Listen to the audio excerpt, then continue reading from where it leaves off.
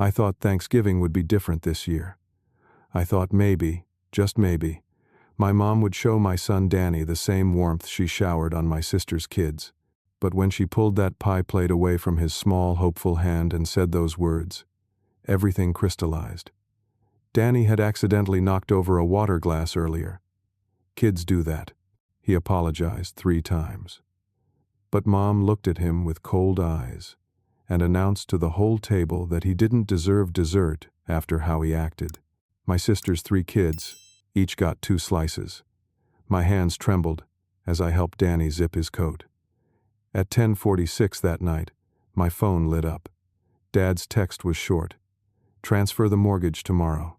I stared at that text for 10 minutes straight, sitting in the dark living room of my apartment while Danny slept down the hall. Transfer the mortgage tomorrow. 4 words that felt like a knife twisting in my gut. My mind raced back 3 years, to the worst period of my entire life. Lauren, my wife, died from ovarian cancer when she was just 32 years old. We'd been married for 9 years. Danny was only 5 when we lost her. The medical bills were crushing. Even with insurance, we'd racked up over $200,000 in debt. Experimental treatments, specialists, hospital stays that stretched for weeks. I would have sold my soul to save her, and I nearly sold everything else. 2 months after Lauren's funeral, I was drowning. I couldn't sleep. I couldn't eat. I was barely functioning at work. Danny would wake up crying for his mom, and I'd hold him, both of us sobbing in the dark. My parents came to visit one Saturday afternoon. Dad sat me down at my kitchen table and said they wanted to help. The plan seemed simple. They'd put their house in my name for tax purposes. Dad explained something about estate planning, avoiding probate, protecting assets. I was too broken to understand the details. They said they'd continue living there, continue making the mortgage payments. But having the house in my name would help both of us. Something about my credit, about building equity, about family, taking care of family. I signed the papers. Dad brought them over in a manila folder. I barely read them. My hands shook as I wrote my name. I trusted my parents. They were helping me when I had nothing left. Now, 3 years later, sitting in the dark with Dad's text glowing on my phone screen, I realized I'd been played. I called him back. It rang 4 times before he picked up. Dad, what is this about? His voice was ice. You know exactly what it's about, Jeff. You embarrassed this family tonight, walking out of Thanksgiving dinner like some petulant child, making your mother cry. Making Mom cry? She humiliated Danny in front of everyone. Your son needs discipline. He was acting out all day. Your mother made a parenting decision, and you undermined her authority in her own home. I couldn't believe what I was hearing. It's not her home, Dad. Legally, it's mine. Remember? You put it in my name. The silence on the other end was heavy, dangerous. That's right, Jeff. Legally, it's yours. Which means legally, you're responsible for it. The mortgage is $475,000. You've been making payments into the account I set up, which I appreciate. But things have changed. I want the house back in my name. You have 48 hours to get the transfer paperwork started, or I'm calling my attorney. You signed documents. You entered into an agreement. If you breach that agreement, I'll sue you for the full amount of the mortgage, plus damages. My chest tightened. Dad, you can't be serious. Dead serious. And Jeff? Don't test me on this. You're in no position to fight. 48 hours. He hung up.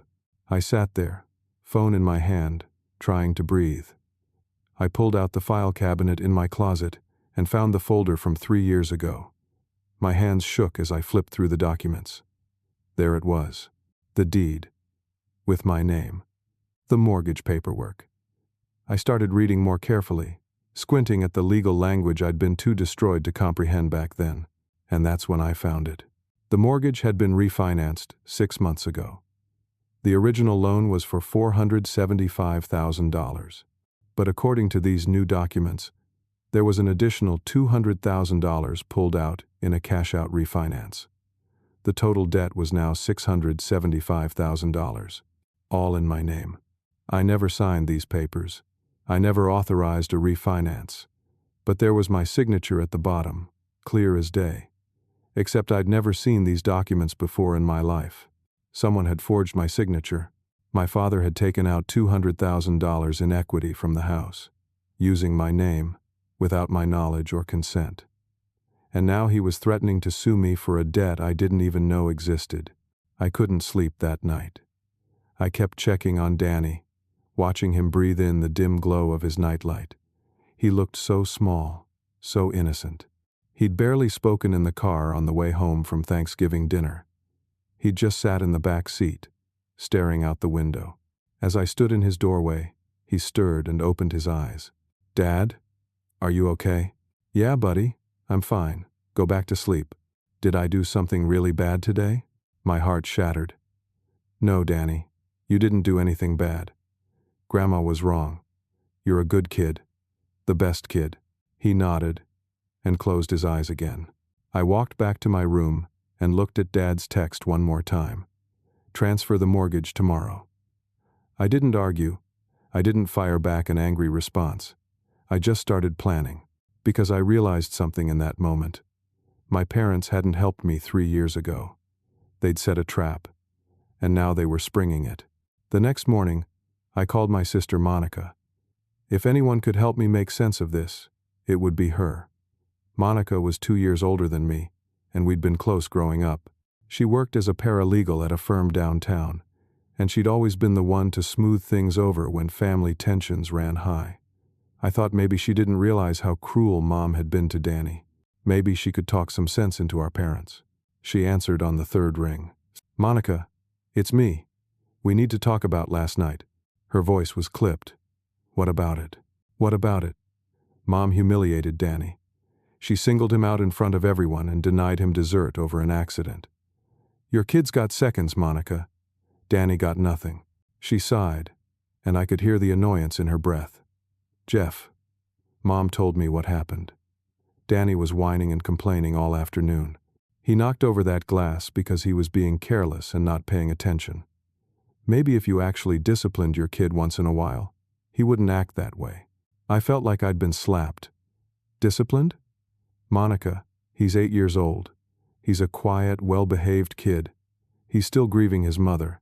That glass was an accident." "Everything's an accident with you, Jeff. Nothing's ever your fault. Do you know how hard it's been for Mom and Dad, helping you all these years? They bent over backward when Lauren died. They gave you that house arrangement to help you get back on your feet. And this is how you repay them? By storming out of Thanksgiving and making a scene? The house arrangement. Monica, did you know Dad refinanced the house 6 months ago? Did you know he took out $200,000 in equity, all in my name, without telling me?" The pause on the other end told me everything I needed to know. "You knew," I said quietly. "Jeff, Mom and Dad are retired. They deserve to enjoy their retirement. That house is their asset. They built that equity over 30 years. You're young. You can handle the debt. They've been more than generous with you." My head was spinning. "Generous?" "Monica, they forged my signature on loan documents. That's fraud. That's illegal. You gave Dad permission to handle your affairs. You signed power of attorney documents. Don't act like you're some innocent victim here. Power of attorney." My mind flashed back to those papers Dad had given me years ago. He'd said they were just formalities, estate planning documents. I'd signed them in a fog of grief, trusting him completely. "Monica, please. I need your help. Dad's threatening to sue me. I can't afford this. I have Danny to take care of." Her voice turned cold. "Then transfer the house back like Dad asked. It's simple, Jeff. Stop being difficult." "I'm not being difficult. They're setting me up to take the fall for their debt. You're paranoid. You've been paranoid and unstable since Lauren died. Everyone sees it. Maybe Mom was right to be concerned about how you're raising Danny." That hit me like a freight train. "What did you just say?" "I'm saying maybe you need to get your life together before you start throwing around accusations about fraud and forgery. Now I have to go. I have work to do." "Monica, wait." She hung up.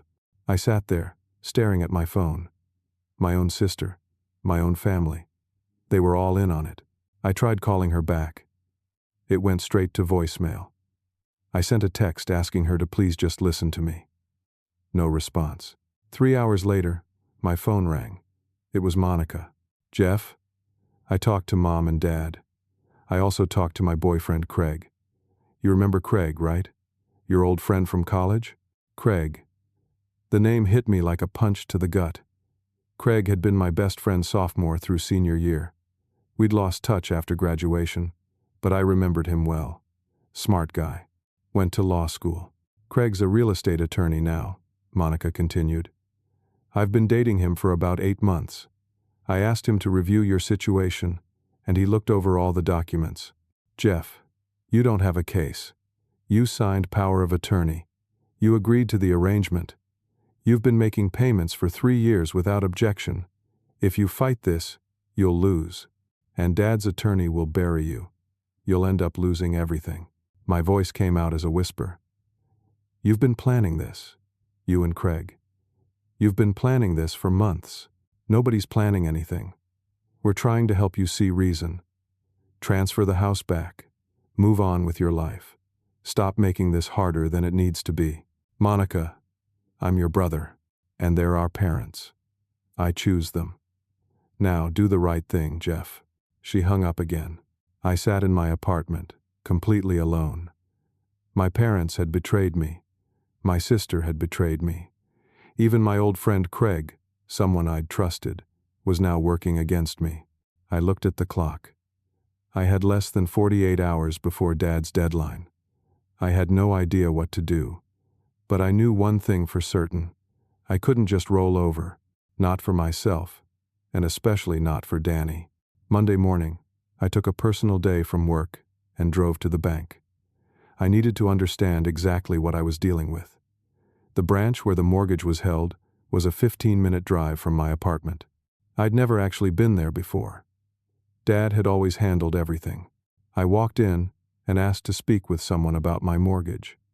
The receptionist directed me to a loan officer named Patricia. She was a woman in her 50s with kind eyes and reading glasses hanging from a chain around her neck. "How can I help you today?" she asked, pulling up my account on her computer. "I need to understand the details of a refinance that happened on my property about 6 months ago. I don't think I was properly informed about it." Patricia's fingers flew across the keyboard. "Let me pull that up for you. What's the property address?" I gave her my parents' address. She nodded and clicked through several screens. Then her expression changed. Her eyebrows drew together. "Excuse me for just a moment," she said, standing up. "I need to get my manager." She walked quickly toward a glass office in the back. Through the window, I could see her talking to an older man in a suit. He looked at his computer screen, then looked at her, then looked back at the screen. They both turned to look at me. The manager came out with Patricia. He extended his hand. "Mr. Thompson, I'm Gary Holland, the branch manager.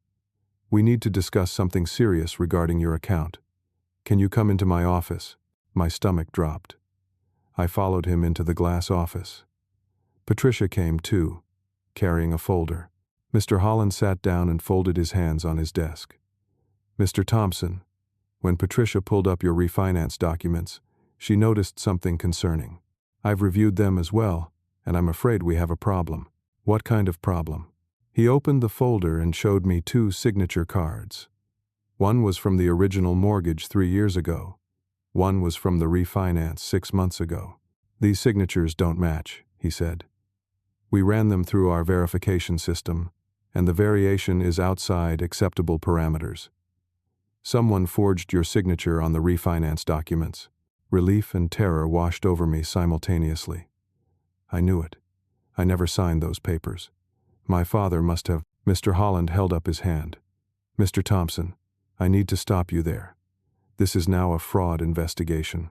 The bank is legally required to report this to our fraud department and potentially to law enforcement.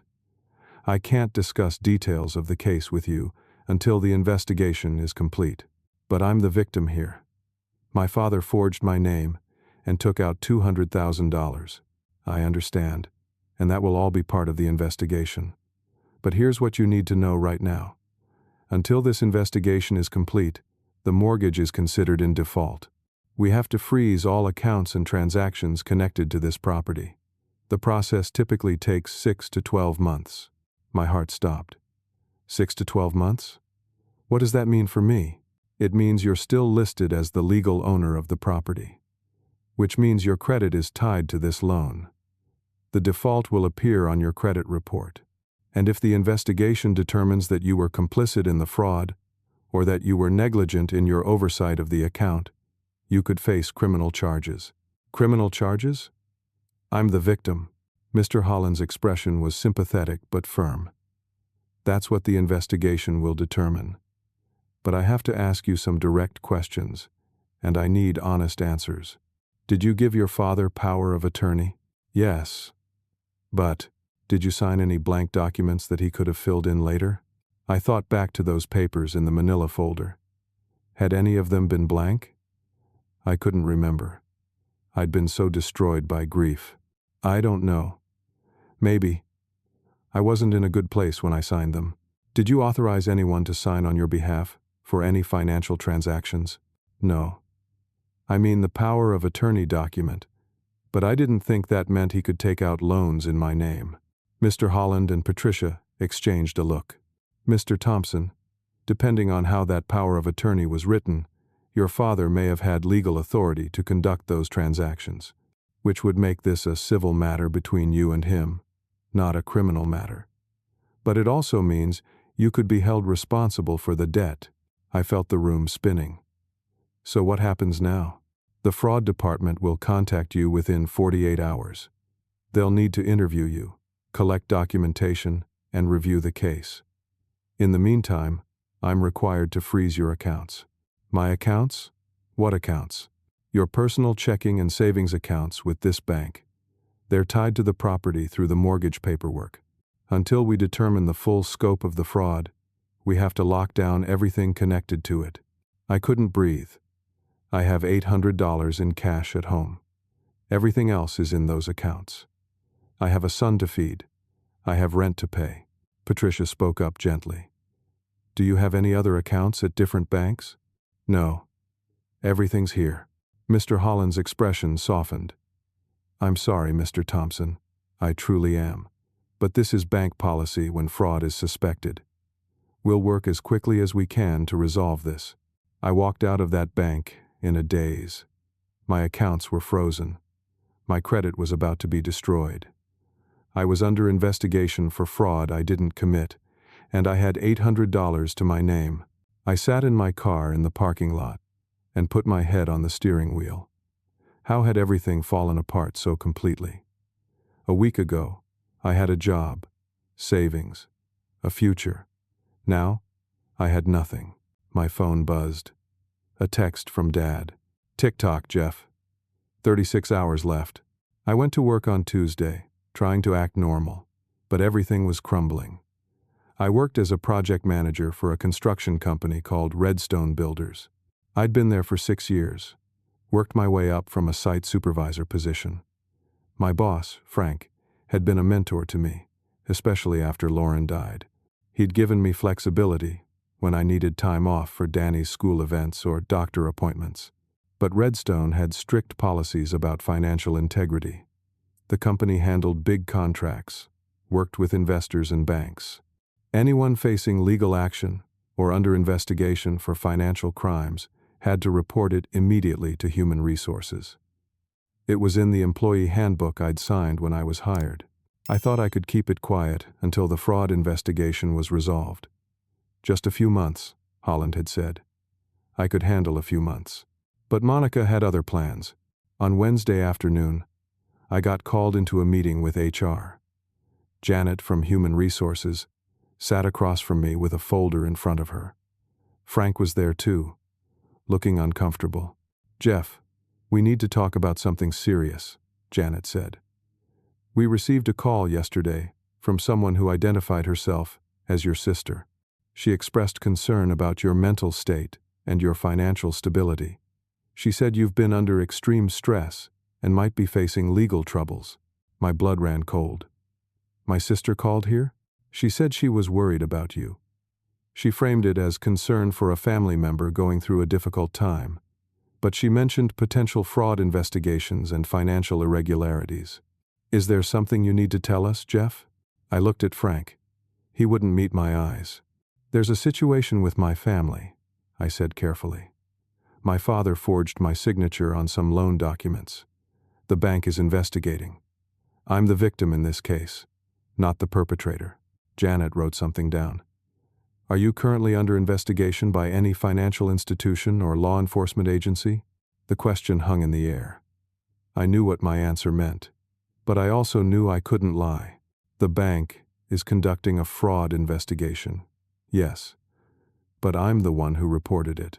Janet closed her folder. Jeff, I'm sorry, but company policy is clear. Any employee under investigation for financial crimes or irregularities must be placed on unpaid administrative leave pending the outcome of that investigation. This is for the protection of the company and our clients. Unpaid leave? Janet, I need this job. I have a son. I understand, and I'm sorry, but my hands are tied. Once the investigation is complete and you're cleared of any wrongdoing, we can discuss reinstatement. Until then, you need to collect your personal belongings and leave the premises today. I looked at Frank. Frank, come on. You know me. You know I wouldn't do anything dishonest. Frank finally met my eyes, and what I saw there broke my heart. Doubt. Suspicion. Jeff, I want to believe you, but your sister made some compelling points. She said you've been unstable since your wife died. She said your family's been concerned about your judgment. I can't ignore that. So you're taking Monica's word over mine? After 6 years? I'm following company policy, Frank said quietly. I cleaned out my desk in a fog. 6 years of work, of building relationships, of proving myself, gone in 15 minutes. I carried a box of personal items out to my car, while coworkers watched from their desks, whispering. That same week, Danny's school called. His teacher, Mrs. Brennan, needed to see me for a parent-teacher conference. She said it was urgent. I drove to the elementary school Thursday afternoon, my stomach in knots. Mrs. Brennan was a nice woman in her 40s who'd been teaching 3rd grade for over a decade. Danny usually liked her class. She sat across from me at a small table in her classroom, Danny's work folder open in front of her. Mr. Thompson, I'm concerned about Danny. His behavior has changed significantly in the last 2 weeks. He's been withdrawing from classroom activities. He's not completing his homework. And yesterday, he had a breakdown during reading time. My heart sank. What kind of breakdown? He started crying and couldn't stop. When I asked him what was wrong, he said he's a bad kid. He said that's why his grandma doesn't love him anymore. Mr. Thompson, what's going on at home? I explained what happened at Thanksgiving, keeping my voice steady even though I wanted to scream. I told her about my family situation, about the stress Danny was under. Mrs. Brennan listened, her expression growing more concerned. Mr. Thompson, I think Danny needs professional help. A counselor or therapist who specializes in childhood trauma and grief. He's carrying a lot of pain, and it's affecting his ability to function at school. How much does that cost? She named a figure, $150 per session, typically once a week. My frozen bank accounts and unemployment status flashed through my mind. I'll figure something out, I said. There's something else, she continued gently. Danny's grades have been slipping. He was a solid B student, but now he's failing most of his assignments. If things don't improve by the end of the semester, he may need to repeat 3rd grade. The hits just kept coming.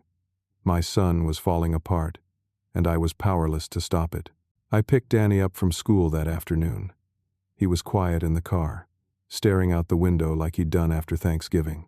Mrs. Brennan says you had a hard day yesterday, I said gently. He didn't respond. Danny, buddy, you can talk to me. About anything.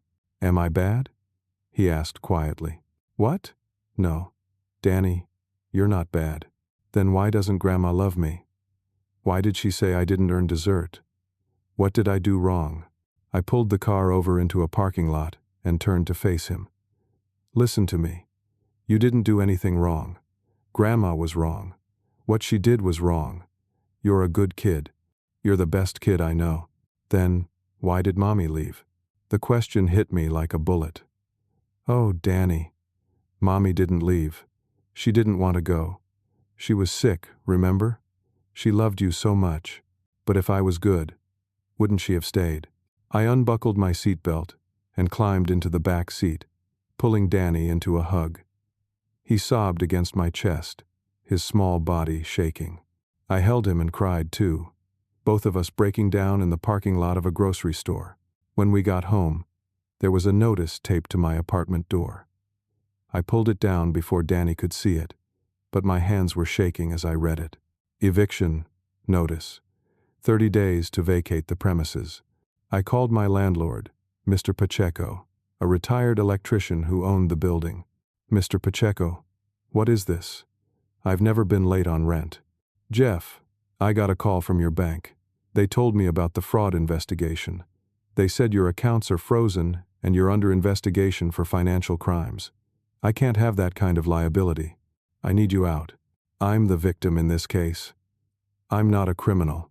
Maybe so, but I can't take the risk. I have other tenants to think about. I'm sorry, Jeff.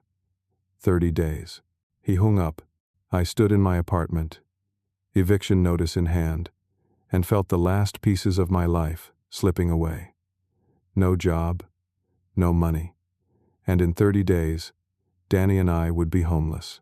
Friday night, I was sitting at my kitchen table trying to figure out where Danny and I could go. Maybe a motel for a while, until I got back on my feet. But how would I pay for it with no income? I was considering calling Lauren's brother Marcus in Oregon when my phone rang. Unknown number. I almost didn't answer, but something made me pick up. "Jeff? It's Craig." Craig, Monica's boyfriend. My old friend turned enemy.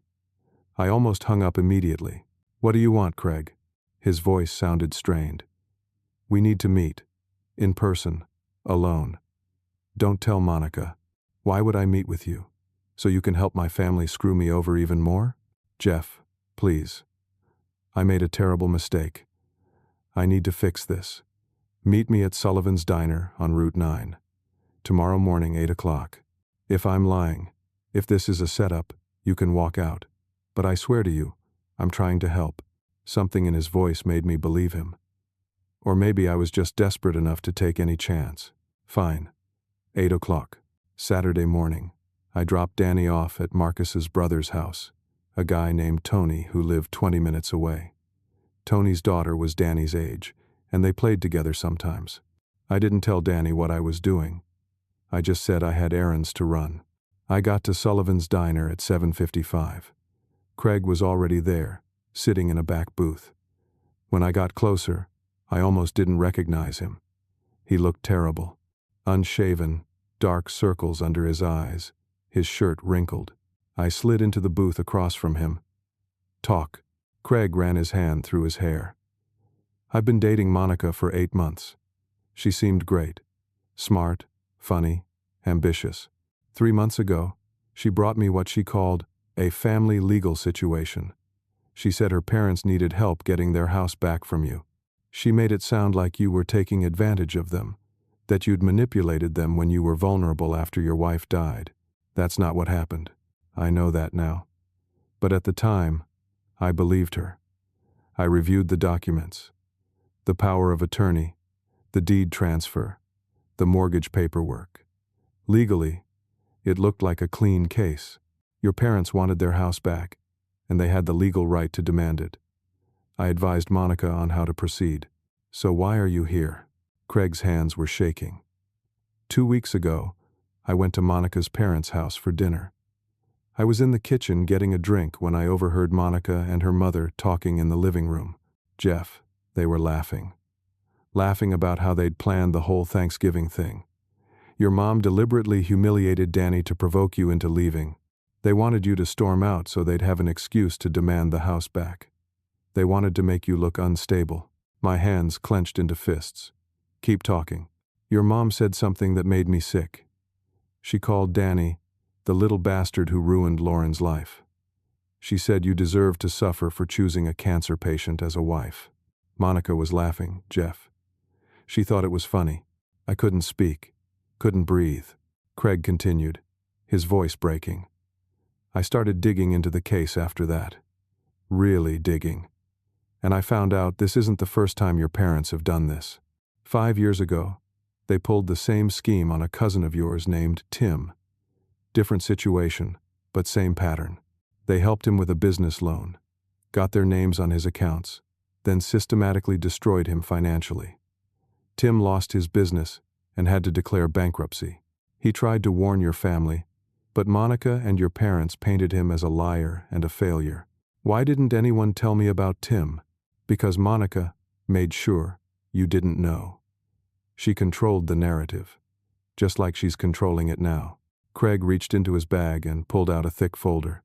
He slid it across the table to me. This is everything. Emails between Monica and your parents planning the Thanksgiving setup. Financial records showing the pattern of fraud with Tim. Proof that your parents forged your signature on the refinance documents. Proof that Monica knew about the forgery and helped cover it up. I opened the folder with shaking hands. Page after page of damning evidence. Why are you giving this to me? Because I can't live with myself if I don't. Because what they're doing to you and your son is evil. And because I'm in love with Monica, and I need to stop being a coward and do the right thing, even if it means losing her. I looked at him, really looked at him. The Craig I'd known in college had been a good guy. Idealistic, principled. He'd wanted to be a lawyer to help people. Somewhere along the way, he'd lost that. But maybe he was finding it again. This will destroy your relationship with Monica, I said. I know. It'll probably destroy my career too. Monica has connections in the legal community, but I don't care anymore. This is wrong, and I need to make it right. I flipped through the documents. It was all there. Everything I needed to prove the fraud, to clear my name, to hold my family accountable. There's something else you need to know, Craig said quietly. Your dad has connections with Judge Brennan, the family court judge. Mrs. Brennan's husband? Danny's teacher? Yes. They play golf together. They're friends. If you go to the police with this evidence, your dad is already laying the groundwork to spin the narrative. He's been telling people you've been unstable since Lauren died. He'll say you forged the documents and are trying to frame him. With Judge Brennan in his pocket, he could potentially get you arrested for fraud instead of him. My heart sank. So what am I supposed to do? Just let them win? No. But you need to be smart about this. You have 2 options. Option 1. Go to the police with this evidence and hope that the truth wins out, even with your dad trying to manipulate the system. It's risky, but it could work. Option 2. Use this evidence to force your parents to settle. Threaten to expose them publicly, make them sign over the house, and drop all claims. Keep it quiet to protect the family name. Option 2 lets them get away with it. Option 2 protects you and Danny. Option 1 could end with you in jail if your dad plays his cards right. I sat there, weighing my options. Both paths were dangerous. Both could blow up in my face. There's one more thing, Craig said. I'm coming clean about my role in this. I'm going to file a complaint with the state bar against myself, admitting I helped facilitate fraud without proper due diligence. I'll probably get suspended or disbarred, but it's the right thing to do. I looked at this man across from me, someone who'd been my friend once, who'd betrayed me, and who was now trying to make amends. Thank you, I said quietly. Craig nodded. I'm sorry, Jeff, for everything. I left that diner with the folder clutched in my hands, feeling hope for the first time in weeks. But I also felt the weight of the decision ahead of me. Whatever I chose, there was no going back. I spent the rest of Saturday reading through every page of Craig's evidence. The emails were sickening.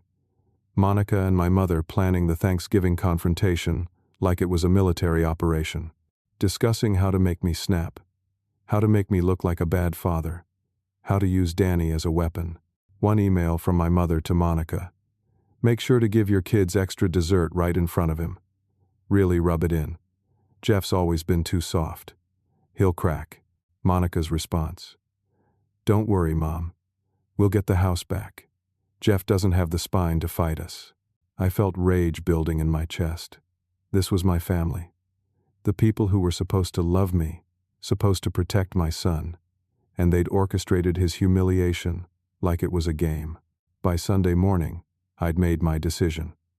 I wasn't going to hide. I wasn't going to negotiate in private. I was going to confront them face to face and give them one chance to make this right. If they refused, I'd take the evidence to the police and let the chips fall where they may. I dropped Danny off at Tony's house again, telling him I had to take care of some grown-up business. Danny hugged me extra tight before I left. I love you, Dad. I love you too, buddy. More than anything. I drove to my parents' house. My hands were steady on the wheel. I'd spent 3 years being a victim, being manipulated, being controlled by grief and guilt. That ended today. I pulled into the driveway. Mom's car was there. Dad's truck was there. And Monica's sedan was parked on the street. They were all there, almost like they were expecting me. I walked up to the front door and rang the bell. Mom answered with a smile, like nothing had happened. Jeff. What a nice surprise. Come in. I walked inside. Dad was in the living room, sitting in his recliner, reading the newspaper. Monica was on the couch, scrolling through her phone. They both looked up when I entered. We need to talk, I said. Dad folded his newspaper. I've been waiting for you to come to your senses. Did you bring the transfer paperwork? I pulled the folder out of my bag and dropped it on the coffee table. No. But I brought something better. I opened the folder and spread the documents out. The emails, the financial records from Tim's case, the proof of forged signatures, Craig's analysis of the fraud scheme. I know everything, I said calmly. I know about Tim. I know about the Thanksgiving setup. I know you forged my signature on the refinance documents. I have proof of all of it. The room went silent. Mom's smile vanished. Dad's expression turned hard. Monica stopped scrolling on her phone. Here's what's going to happen, I continued. You're going to sign a legal document releasing all claims to the property. You're going to admit the fraud in writing. You're going to pay back the $200,000 you stole. And in exchange, I won't press criminal charges. You get to walk away with your reputation intact, and I get to move on with my life. Dad stared at me for a long moment. Then he started laughing, actually laughing. Deep, genuine laughter. You think you're so smart? You think you figured it all out? I know I did. He stood up, still chuckling. Go ahead, Jeff. Call the cops. Please. I'm begging you to call the cops. I pulled out my phone. You're willing to go to prison for fraud? I'm not going anywhere. But you might be. He sat back down, completely relaxed. See, the thing is, I've been preparing for this. I've been telling everyone we know how unstable you've been since Lauren died. How you've been making wild accusations against your family. How you've been neglecting Danny. Poor, grief-stricken widower who can't handle reality. It's a very sympathetic story. Mom chimed in, her voice dripping with false sweetness. We've been so worried about you, Jeff. Everyone knows it. Your boss, your landlord, Danny's teacher. We've been trying so hard to help you, but you keep pushing us away. You destroyed my job. You're getting me evicted. You're traumatizing my son. Mom's mask dropped, and I saw real coldness underneath. You always were weak, just like your wife. Lauren was weak too. That's why she died, and left that boy without a mother. Cancer takes the weak ones. At least now we can raise Danny properly. Teach him to be strong instead of soft like you. Something in me snapped. I grabbed my phone and dialed 911, right there in front of them. 911, what's your emergency? I need to report fraud and forgery. My parents forged my signature on loan documents and stole $200,000. Monica held up her phone. She'd been recording. I've been recording this whole conversation, Jeff. But don't worry, I already edited the important parts. In my version, you're threatening Mom and Dad. You're trying to extort them. I sent it to Judge Brennan 5 minutes ago. My blood ran cold. The 911 operator was asking me questions, but I could barely hear her over the ringing in my ears. Monica was smiling. Actually smiling. 20 minutes later, 2 police officers arrived.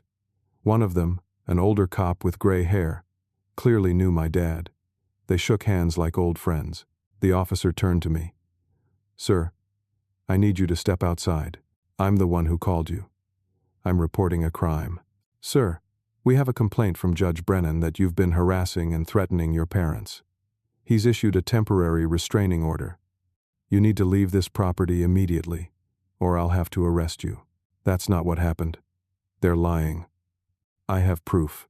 The officer's hand moved to his belt. "Sir, I'm not going to ask again. Leave now, or I'm placing you under arrest for violating a restraining order." I looked at my parents, at Monica. They were all watching me with expressions of cold satisfaction. I picked up my folder and walked out. The officers escorted me to my car. One of them leaned in through my window. "We've heard about you," he said quietly. "We know you've been having a hard time, but harassing your family isn't the answer. Get some help." I drove away, hands shaking so badly I could barely steer. My phone rang. "Dad," I answered, putting it on speaker. "Oh, and Jeff?" Dad's voice was cheerful. "We filed for emergency custody of Danny this morning. Monica submitted an affidavit that you're mentally unstable and financially incapable of caring for a child. The hearing is scheduled for Wednesday morning. 3 days. You won't even get a chance to say goodbye to your son. Judge Brennan is overseeing the case personally. He's a close friend of the family." The line went dead. I pulled over to the side of the road and sat there, shaking, as the full weight of what just happened crashed down on me. They'd outmaneuvered me completely. I'd walked into their trap with my eyes open, thinking I was finally taking control, and they'd destroyed me. I had 3 days before they took Danny away from me forever.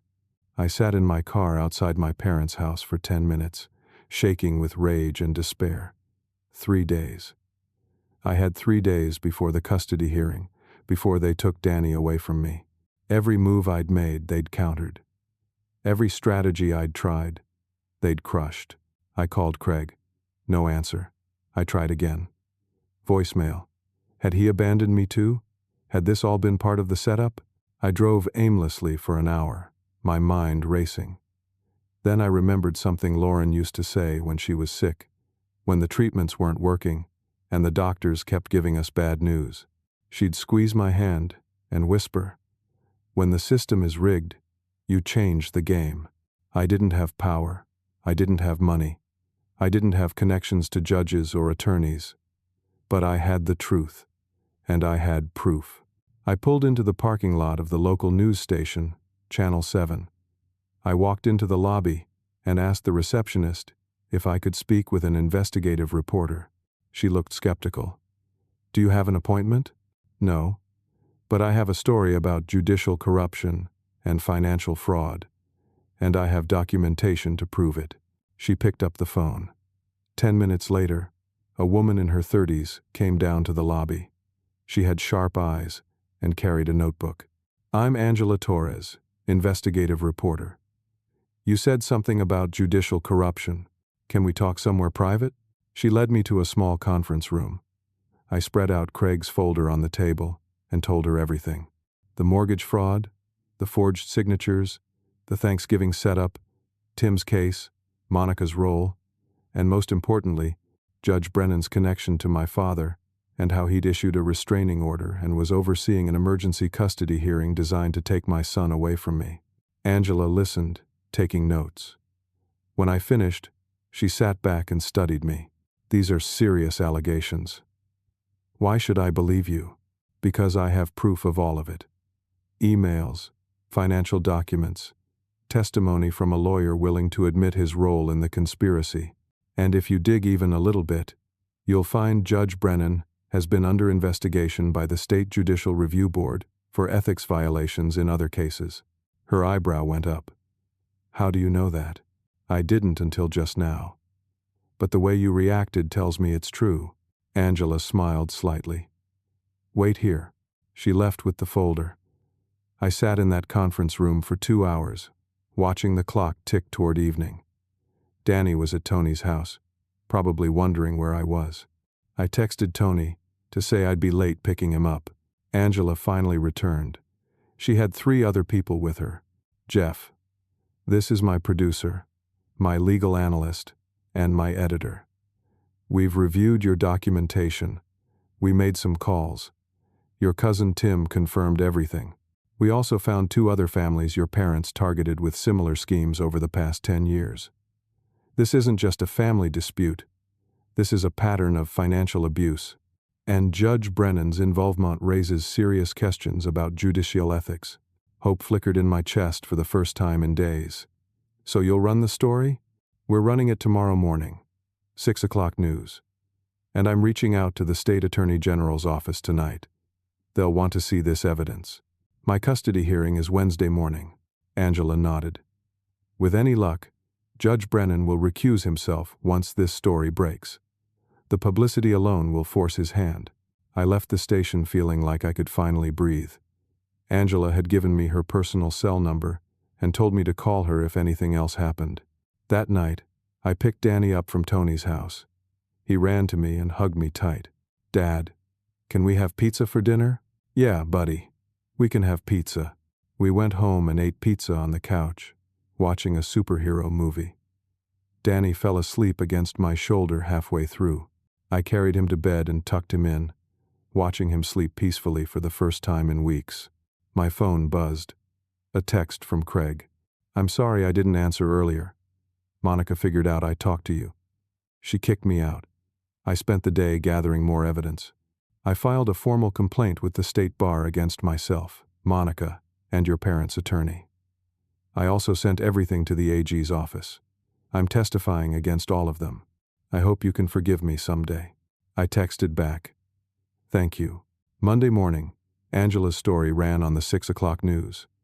I watched it on my laptop while Danny ate breakfast. The segment was 12 minutes long. Angela laid out the entire case, interviewing Tim, showing the financial records, explaining the pattern of fraud. She interviewed experts about judicial ethics and conflicts of interest. She mentioned Judge Brennan by name and his friendship with my father. She showed the forged signatures side by side. The story ended with Angela standing outside the courthouse. The question now is whether our judicial system will protect families like Jeff Thompson's, or whether personal connections and power will continue to enable abuse. The State Attorney General's office has confirmed they're opening an investigation. We'll continue to follow this story. My phone started ringing. First, it was Mr. Holland from the bank.